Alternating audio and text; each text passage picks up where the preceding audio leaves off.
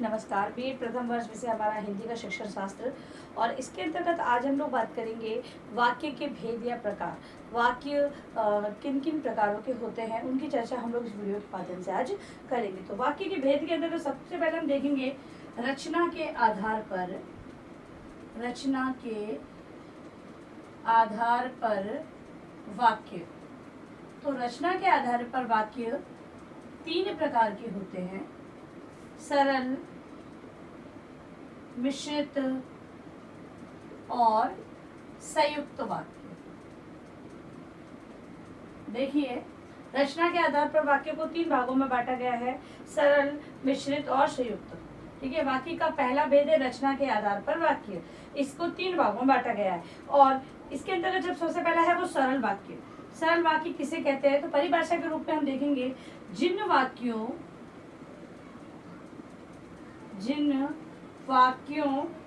में एक ही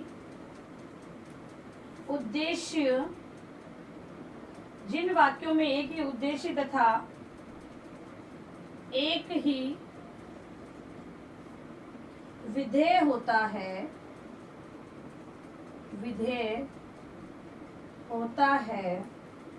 वे सरल वाक्य कहलाते हैं। उदाहरण है, राम ने रावण को मारा। सीधा सीधा वाक्य दे रखा है, एक ही उद्देश्य है इसमें और एक ही विधेय बताया गया है। ठीक है, अब दूसरा है मिश्रित वाक्य। दूसरा वाक्य का प्रकार जो है वो है मिश्रित वाक्य। मिश्रित वाक्य के अंतर्गत जिस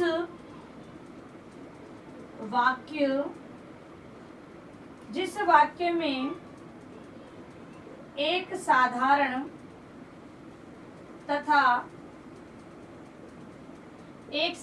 तथा दूसरा कम से कम एक वाक्य उसके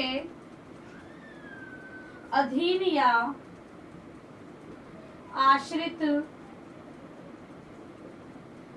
या आश्रित हो, मिश्रित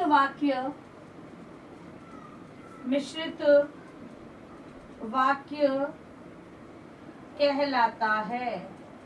उदाहरण देखेंगे। उदाहरण है, मैंने उससे कहा कि वह अच्छा व्यक्ति नहीं है। ठीक है, मैंने उससे कहा वो अच्छा व्यक्ति नहीं है। तो मैंने उससे कहा ये प्रधान उपवाक्य है कि है वो समुच्चय बोधक है तथा जो वह अच्छा व्यक्ति नहीं है ये आश्रित उपवाक्य है। ठीक है, तो इस प्रकार से जिस वाक्य में एक साधारण तथा दूसरा कम से कम एक वाक्य उसके अधीन या आश्रित हो वह मिश्रित वाक्य कहलाता है। उदाहरण, मैंने उससे कहा कि वह अच्छा व्यक्ति नहीं है। तो मैंने उससे कहा यह प्रधान उपवाक्य है और कि है वो समुच्चय बोधक है, जोड़ने वाला जो कि समुच्चय को बता रहा है। वह अच्छा व्यक्ति नहीं है, ये आश्रित उपवाक्य है। ठीक है, तो इस प्रकार से मिश्रित वाक्य कहा जाता है। नेक्स्ट है हमारा संयुक्त वाक्य। अगला है तीसरा जो इसका रचना के आधार पर है वो है संयुक्त वाक्य। संयुक्त वाक्य की परिभाषा के रूप में जिस वाक्य में एक से अधिक प्रधान उपवाक्य हो चाहे चाहे वे मिश्रित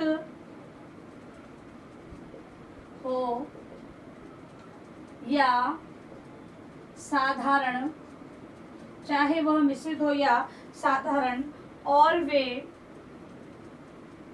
संयोजक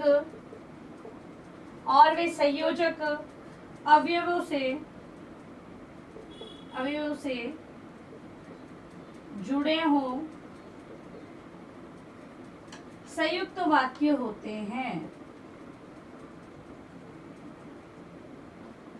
तो इस प्रकार हमने देखा रचना के आधार पर वाक्य के 3 प्रकारों को, सरल, मिश्रित और संयुक्त वाक्य। संयुक्त वाक्य जिस वाक्य में एक से अधिक प्रधान उपवाक्य हो, चाहे वो मिश्रित हो या साधारण, और संयोग अवयव से जुड़े होते हैं, संयुक्त वाक्य कहलाते हैं। अब है अर्थ के आधार पर वाक्य।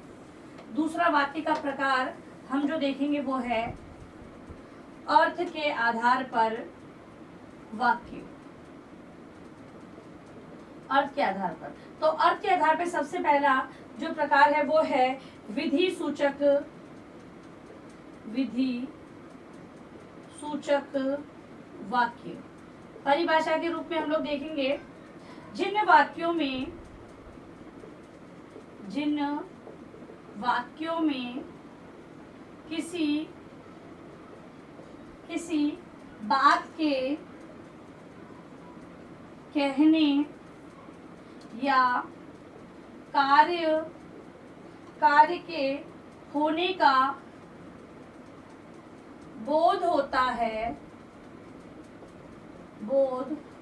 है उसे विधि सूचक वाक्य कहते हैं। ठीक है, किसी बात के कहने या कार्य का होने का बोध होता है उसे विधि सूचक वाक्य कहते हैं। उदाहरण है मैं आता हूँ। ठीक है, अब जो दूसरा प्रकार है अर्थ के आधार पर वो है निषेध सूचक वाक्य। निषेध से जानकर पता चल रहा है अर्थ, निषेध का अर्थ होता है मना करना। तो निषेध की परिभाषा के रूप में जिन वाक्यों में बात या कार्य के न होने का बोध होता है वे निषेध वाचक वाक्य कहलाते हैं। उदाहरण मैं नहीं आऊंगा। इसमें मना की स्थिति बताई जा रही है, नहीं, मना किया जा रहा है, इसीलिए यहाँ पर निषेधवाचक वाक्य है। फिर है अगला है आज्ञा सूचक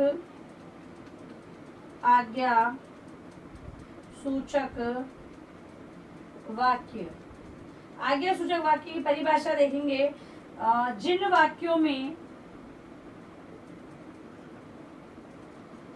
वाक्यों में किसी प्रकार की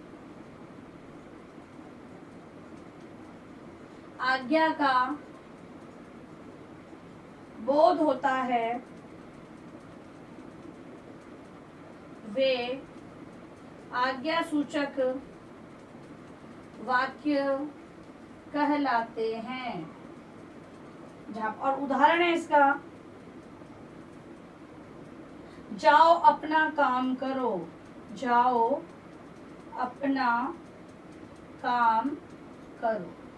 तो इसमें आज्ञा जाने के लिए कहा जा रहा है, आज्ञा दी जा रही है, तो यहाँ पर आज्ञा सूचक वाक्य हुआ। अगला है, अभी हम अर्थ के आधार पर वाक्यों की चर्चा कर रहे हैं और इसके अंतर्गत जो अगला वाक्य वो है प्रश्न सूचक वाक्य। जहां पर वाक्य में प्रश्न किया जा रहा है। परिभाषा के रूप में देखें वे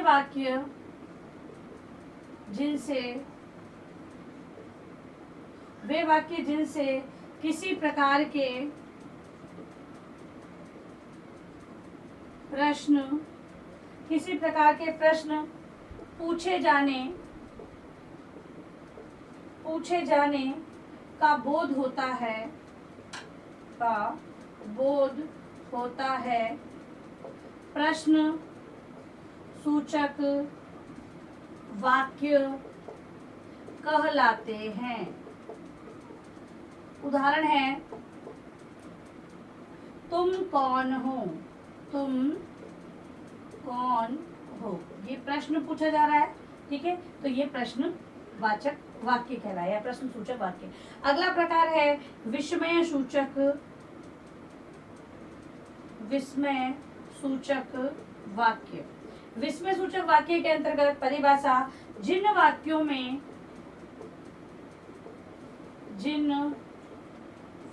में विस्मय, हर्ष, दुख एवं आश्चर्य का बोध हो, वे विस्मय सूचक वाक्य कहलाते हैं। विस्मय सूचक वाक्य कहलाते हैं। जैसे उदाहरण है, अरे यह क्या हो गया, अरे यह क्या हो गया। ठीक है, तो ये विस्मय सूचक वाक्य कहलाएंगे। तो इस प्रकार हमने आज रचना के और अर्थ के आधार पर वाक्यों की बात की थी। अब इसी को अपने गृह कार्य के रूप में आप लोग लिख कर लाएंगे। वाक्य के जो प्रकार है, 2 प्रकार जो मैंने बताया आपको आज, तो गृह कार्य में लिखे आप लोग रचना एवं अर्थ के आधार पर वाक्य को स्पष्ट करें। ठीक है, जो 2 प्रकार आप आज हम लोगों ने पढ़े हैं, उसी को आप होमवर्क के रूप में अपनी उत्तर पुस्तिका में लिख कर लाएंगे। और अंत में इस महामारी के दौर में कम से कम ये आवश्यक कार्य होने पर ही आप लोग घर से बाहर निकले। बाहर निकलते तो 3 बातों का विशेष ध्यान रखें। मास्क अनिवार्य रूप से लगाएं, सोशल डिस्टेंस बनाएं और हाथों को जहां तक हो सके सैनिटाइज करते रहें। सुरक्षित रहे, सभी का ध्यान रखें। धन्यवाद।